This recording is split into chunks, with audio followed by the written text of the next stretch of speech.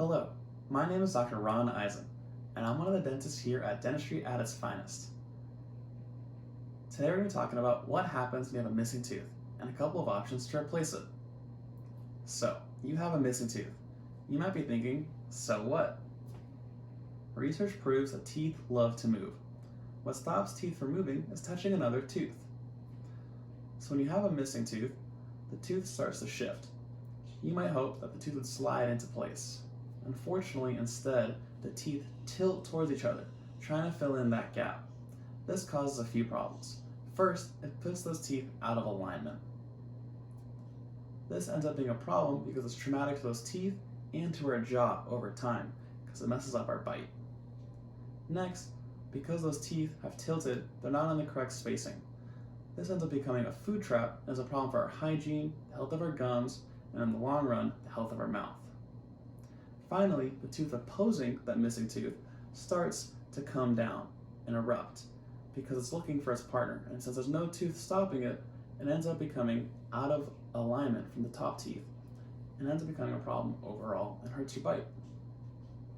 So what can we do about it? The best option to replace the tooth is something called a dental implant. It's the most tooth-like replacement we have today.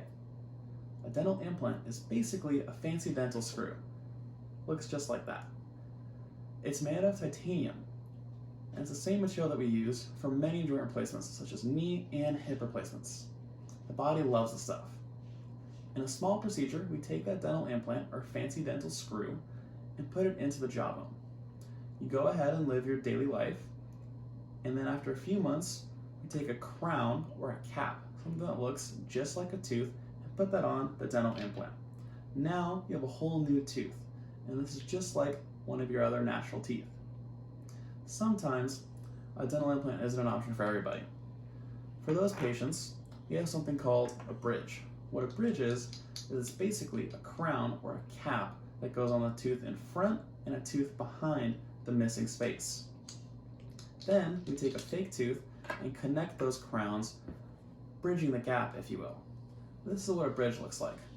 We take that bridge, put it onto the teeth, and then now we have a whole new replacement for that missing tooth that you had before. A dental implant and a bridge are two great options for patients. Thanks for listening. We hope to see you soon here and join our family here at Dentistry at Its Finest.